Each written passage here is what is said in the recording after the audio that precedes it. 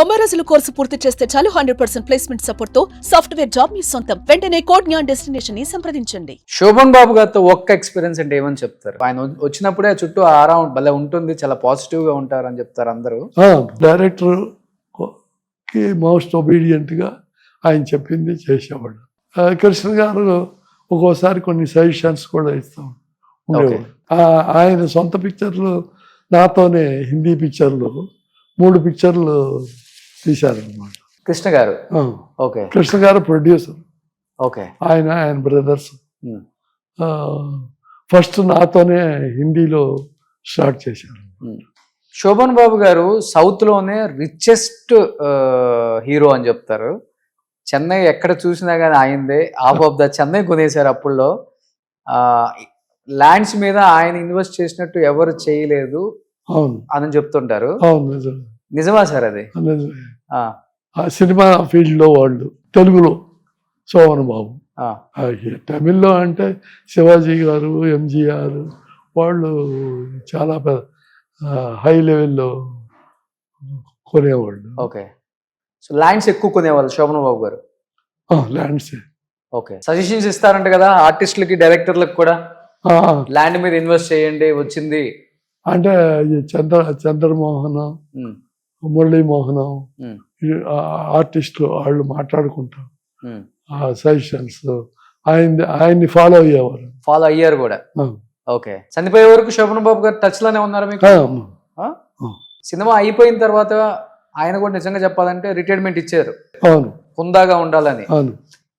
తర్వాత కానీ ఛాన్స్ ఎవరైనా వస్తే వదిలేవాడు కాదు శోభన్ బాబు.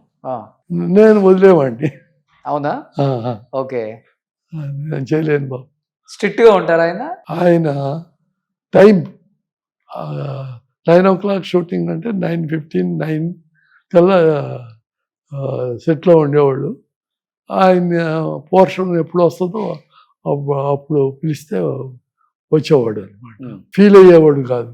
ముందడుగులో ఎక్కువ పోర్షన్ కృష్ణకు ఉండేది అనమాట. ఆయన ఎప్పుడు పిలిస్తే అప్పుడు వెయిట్ చేసేవాడు. Is a gentleman. ఓకే, ఆయన gentleman. Krishna more helpful and gentleman. So మీరు చేసిన హీరోయిన్స్ లో మీకు బాగా నచ్చిన హీరోయిన్ అంటే? జయప్రద గారు, జయసుధ గారు, వాణిశ్రీ గారు. తెలుగు తర్వాత హిందీలో కూడా శ్రీదేవి. ఓకే, ఫస్ట్ జీనత్ అమన్ బాగా నచ్చేది. జీనత్ అమన్ టక్కర్ పిక్చర్. జీనత్ అమన్, హేమమాలిని.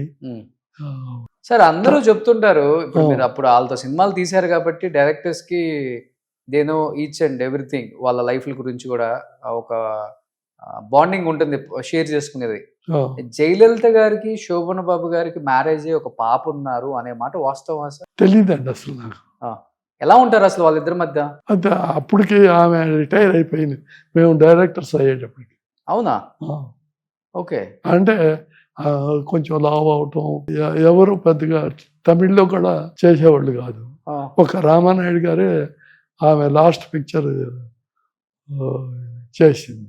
ఓకే, అది ఫ్లాప్ అయ్యింది. తెలుగు వాళ్ళకి మంచి ఇంపార్టెన్స్ ఇస్తారు కదా అమ్మా. ఎప్పుడైనా కలిసారా సీఎం అయిన తర్వాత? జయలలిత గారు అప్పటికి కొంచెం ఫైనాన్షియల్ గా కొంచెం వీక్ అయ్యింది అనమాట. ఎందువల్ల సార్? కారణం తెలియదు. ఫస్ట్ నాకే కవర్ చేసింది, తన ఇల్లు షూట్ చేసుకోమని. ఆమె ఉండే ఇల్లు? ఓకే, షూటింగ్ పండి నేను మా ప్రొడక్షన్ మేనేజర్ మొహిద్దీన్ అని ఉండేవాడు, ఇద్దరం వెళ్ళాము. వెళ్ళి మొత్తం ఆమె ఇల్లంతా చూపించింది. అప్పుడు నాకు కావాల్సింది చాలా పెద్ద హౌస్ అన్నమాట. అందుకోసమని సారీ మేడం, నాకు సూటబుల్ కాదు ఇప్పుడు తీస్తున్న పిక్చర్కి అని చెప్పి. ఆ తర్వాత శ్రీధర్ గారిని అడిగి, శ్రీధర్ గారు హిందీ పిక్చర్ ఒక 2-3 days చేశాడు. ఆ తర్వాత ఇంకెవరెవరు చేసి ఉంటారు. ఆ తర్వాత ఎంజిఆర్ గారి దగ్గరికి వెళ్ళిపోయింది. ఆయన పబ్లిసిటీ ఇన్ఛార్జ్గా ఒక జాబ్ ఇచ్చారు. సో ఆ తర్వాత ఫైనాన్షియల్ గా కొంచెం పర్వాలేదు ఇంకా. శోభన్ బాబు గారు చాలా కొద్దిగా ఇచ్చేవాడు. మళ్ళీ ఎంజిఆర్ గారితో జాయిన్ అయినాక బాగా తర్వాత చీఫ్ మినిస్టర్ అయింది. ఇక చెప్పాల్సిన పని లేదు. చూడండి లైఫ్ ఎలా మారిందో. అదే అసలు ఎవరికి లేదు ఇది. అంత పెద్ద హీరోయిన్ లాస్ట్ స్టేజ్ లో ఫైనాన్షియల్ ఇబ్బంది, ఇల్లు షూటింగ్లు వాడుకోండి అన్న స్థాయికి వచ్చిందన్న విషయం తెలియదు ఎవరికి. అదే ఒక్కసారిగా మళ్ళీ లేచి ఆమె చీఫ్ మినిస్టర్ అయ్యి గ్రేట్ సార్.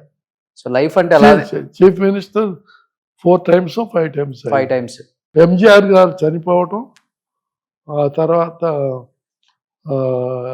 మళ్ళీ కరుణానిధి రావటం, కరుణానిధి మీద మళ్ళీ కాంపిటేటివ్గా గెలిచి చీఫ్ మినిస్టర్ అయ్యి.